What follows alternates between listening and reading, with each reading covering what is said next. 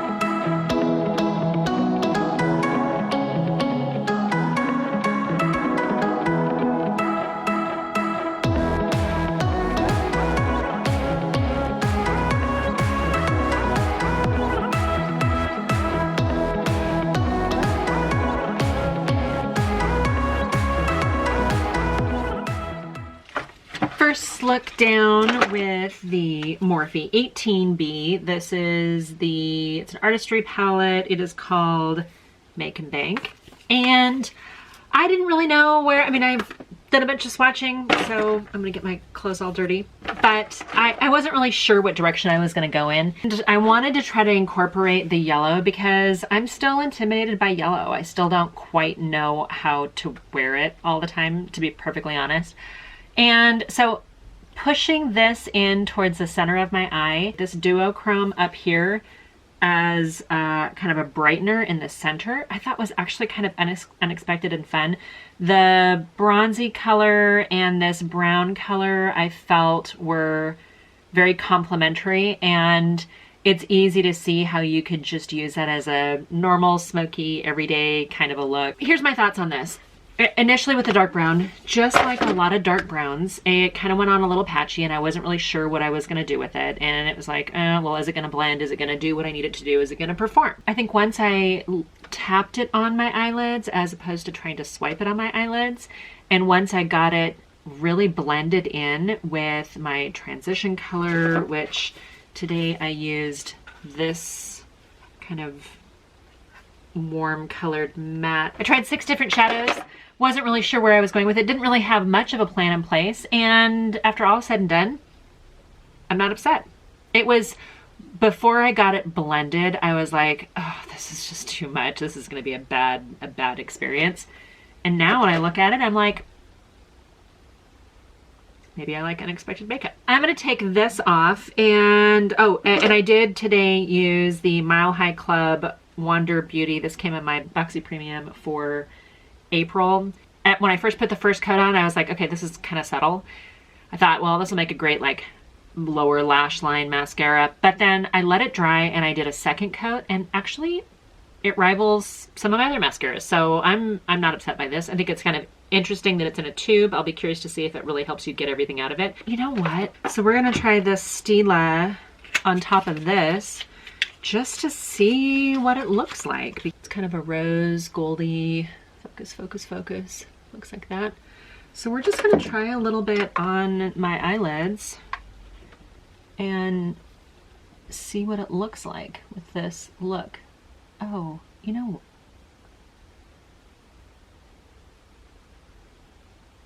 that's actually really pretty. Okay, I'm just gonna blend that in just a little bit here.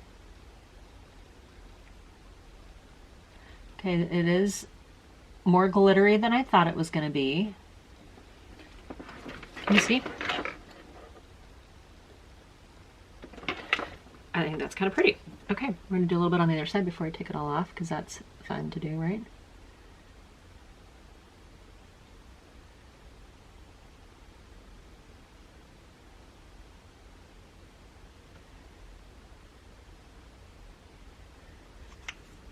And tap that down a little bit. I think at times when I need a little something, I might actually use that again. So I'm going to take this off and I'll be right back.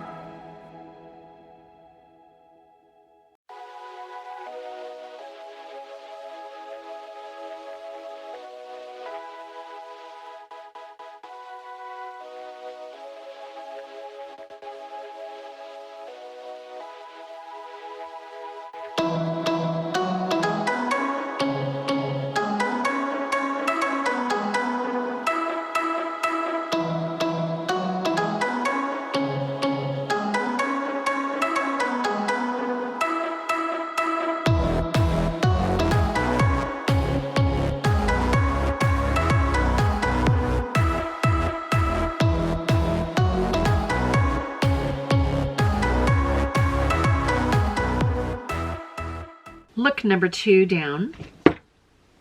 And yeah, there's a lot going on. It is dark and it's bold and it's definitely more date night, but I gotta tell you, both the first look and the second look, when I started applying colors, I was like, I don't know how this is gonna turn out. What am I doing? The more I built up color, the more I layered, the more I blended, the more I played, I actually really like the way this looked. Yes, it's dark. It's too dark for work.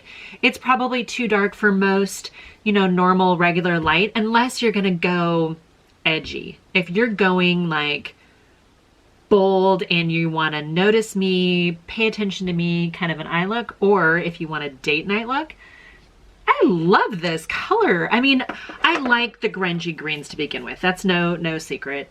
I'm not upset. I did color combinations I would not have ever thought to do. I've got a few colors I haven't even tried in here yet. I am having fun. I'm enjoying this. I'm pleasantly surprised at how flattering the colors are together. One thing I should say, the first look I did, I used the MAC Painterly Pot as my eyelid primer. I knew I was going into these kind of bolder, more jewel tones, and I was concerned based on how they were swatching and getting stuck on my fingers and having a hard time getting off. I was a little bit concerned. So I did something I used a product I had never used before. It's from Carity, and this is called Pre-Shadow. It comes in a tube like this, not unlike the mascara. And it actually is in a wand. I don't know if you can really even see here. So it kind of looks sort of flesh colored-ish, but once you smooth it out, it actually dries clear, so it doesn't really cover stains or discoloration or anything like that. We're gonna try to take this off. I'll be back in just a moment.